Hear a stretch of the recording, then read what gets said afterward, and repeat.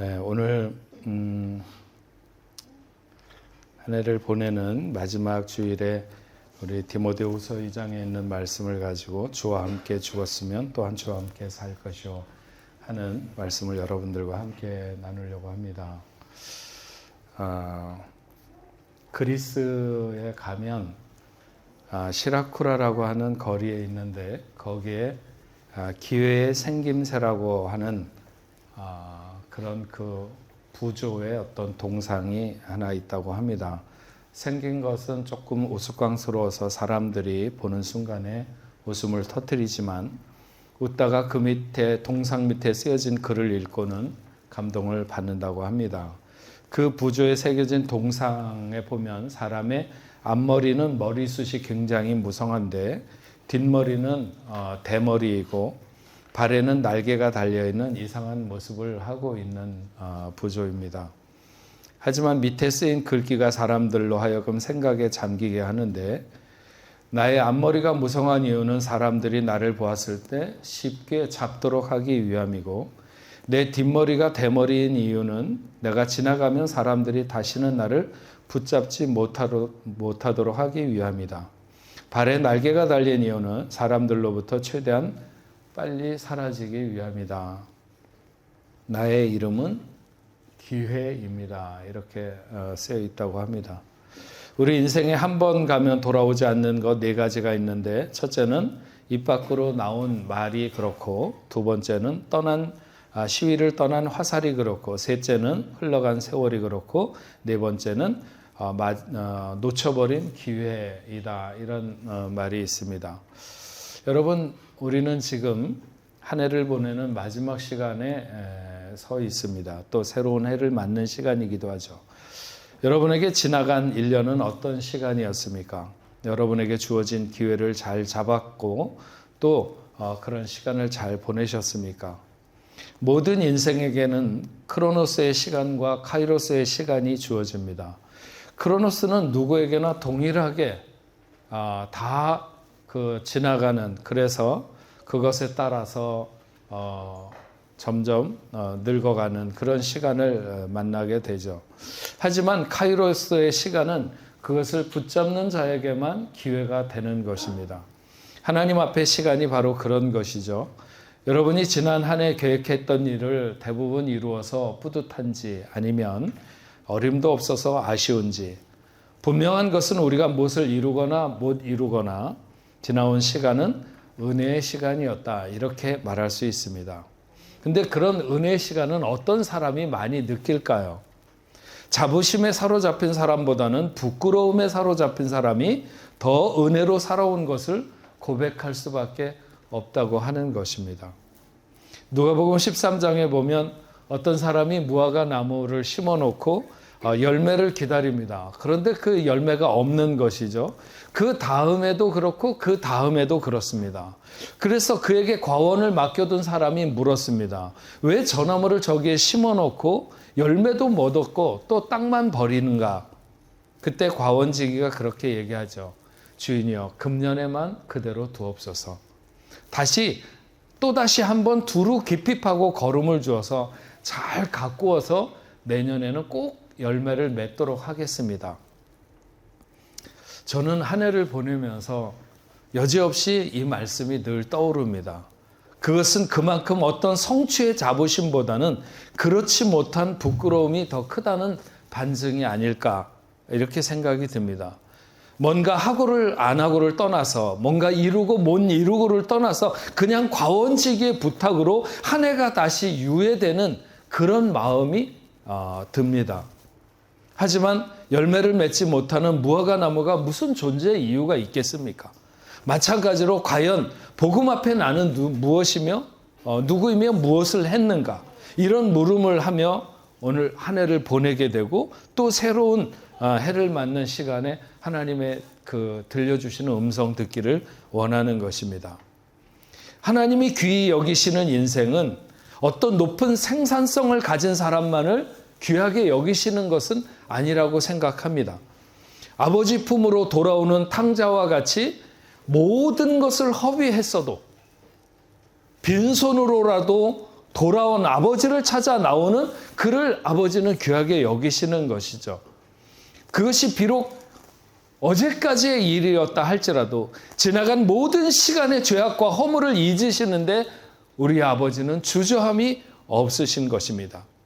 죄악의 혈전이 아무리 많이 쌓이거나 그것에 가로막혀서 흐르지 못한다면 그것은 결코 그리스도의 보혈이 아닐 것입니다.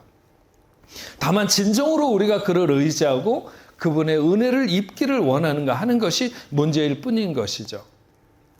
우리는 지금 마지막이며 또 한편으로 보면 새로운 시작의 시간에 서 있습니다. 지나간 시간에 베풀어 주신 은혜를 생각하기 위해서 혹시 우리가 붙들기를 원한다면 모르겠지만 내가 얼마나 부족했는가라고 하는 것을 묵상하기 위해서 긴 시간을 우리가 허비할 필요는 없다고 하는 것입니다. 왜냐하면 하나님은 우리가 이 시간에 뒤를 돌아보며 후회와 아픔에 잠기는 그런 시간을 갖기보다는 앞을 내다보면서 유예받은 시간에 어떻게 더 풍성한 열매를 맺을 것인가 그런 사명자로서의 생각을 갖기를 원하시는 것이죠. 2023년 우리 교회의 표를 복음, 성품, 성장 그리고 교회로 정했습니다. 복음이 성품이 되는 성장을 이루어 교회를 섬기자 이런 의미를 두고 있는 것입니다. 한번 따라서 해보겠습니다. 복음이 성품이 되는 성장을 이루어 교회를 섬기자. 네, 우리 그러면 끝까지 복음이 성품이 되는 성장을 이루어 교회를 섬기자. 시작. 네, 우리 다시 한 번만 더 크게 시작. 복음이 성품이 되는 성장을 이루어 교회를 섬기자. 복래프교회 모든 성도들이 2023년 새로운 해에는 복음이 성품이 되는 성장을 이루어서 교회를 잘 섬기는 일꾼들이 되시기를 바랍니다. 바울은 자기의 영적인 아들과도 같았던 디모데에게 그렇게 말합니다. 너는 그리스도 예수의 좋은 병사로 나와 함께 고난을 받으라. 이 말은 예수의 좋은 병사는 고난을 받는다. 이런 말이기도 한 것이죠.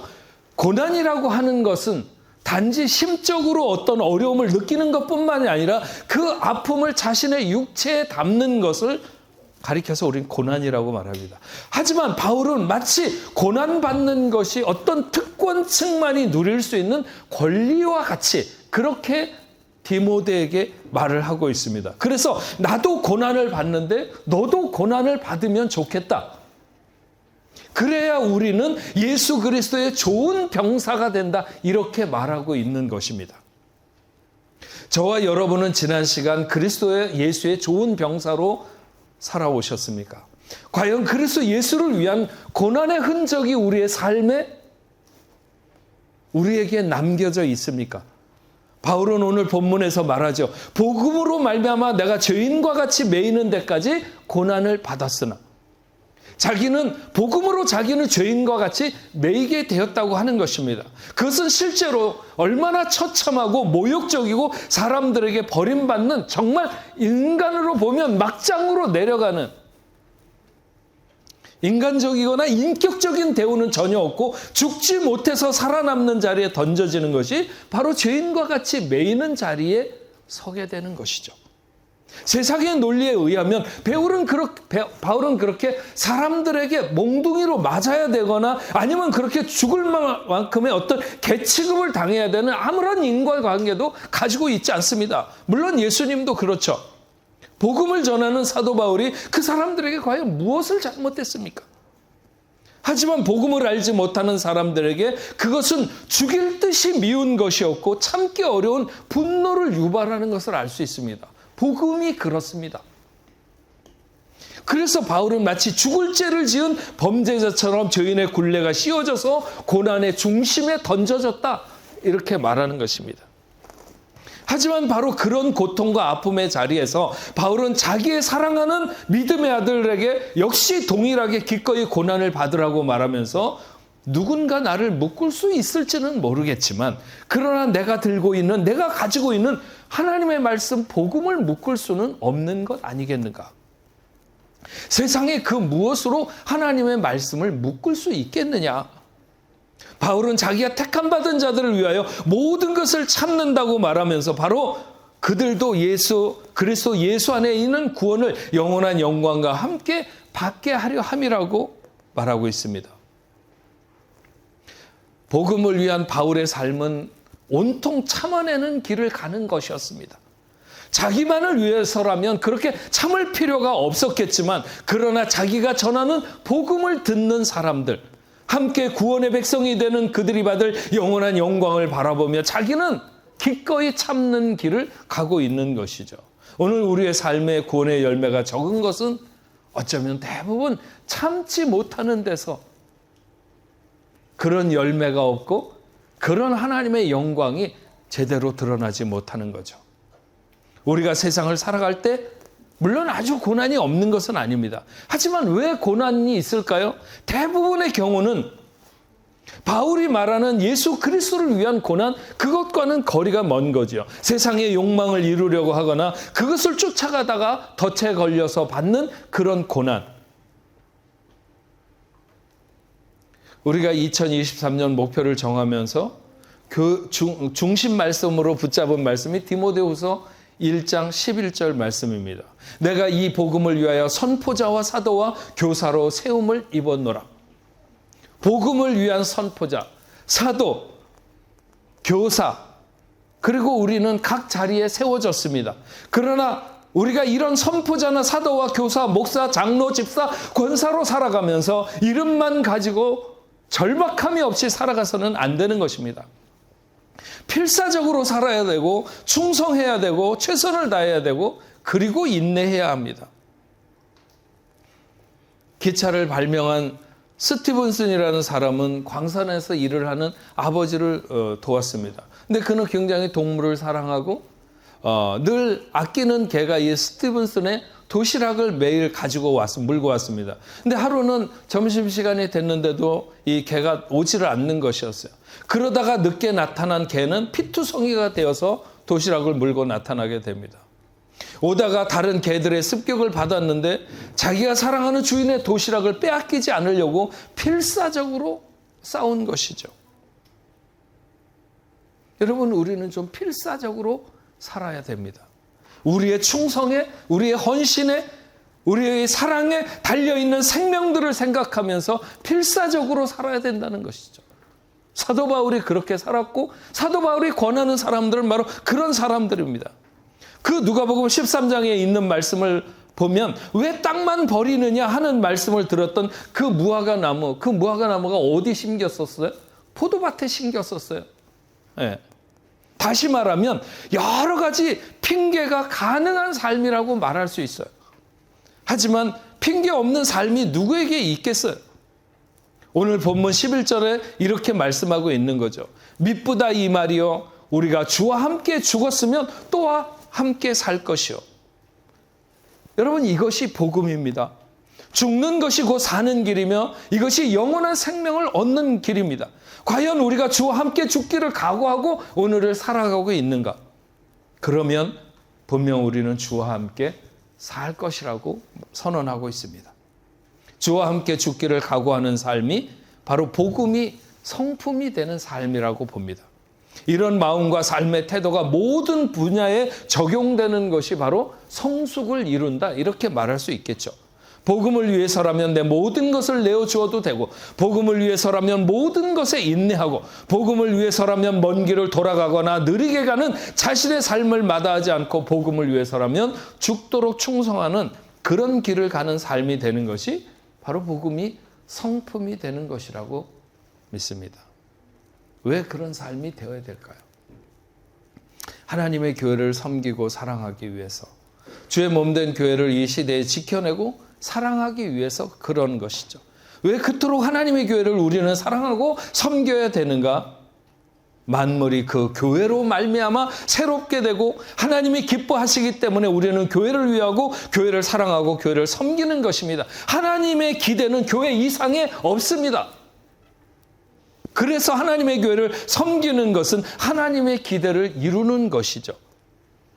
교회를 가장 이상적으로 사랑하고 섬길 수 있는 사람이 바로 복음이 장착된 사람, 복음이 성품이 된 사람, 이런 사람은 끊임없이 성장을 거듭하면서 교회 사랑의 성숙함을 그 삶에서 드러내게 됩니다.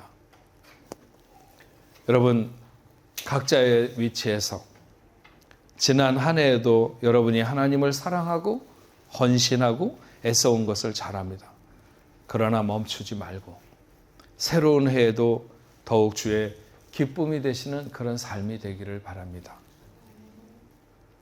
바울이 자신의 목숨을 내놓으며 그 길을 가고 자기 믿음의 아들에게도 그 길을 권하고 그렇게 주의 역사를 이루어 갔던 것처럼 새롭게 시작하는 2023년 우리도 마음껏 교회를 사랑하고 하나님의 기대를 이루는 저와 여러분들이 될 수 있기를 바라고, 그러기 위해서 복음이 성품이 되는 성장을 꼭 이루시는 여러분 되시기를 바랍니다. 주와 함께 죽는 것이 주와 함께 사는 길이며 이것이 복음이고 이것이 생명입니다. 이런 충만한 역사가 새해를 시작하는 여러분들 모두에게 함께 하시기를 주의 이름으로 축원합니다.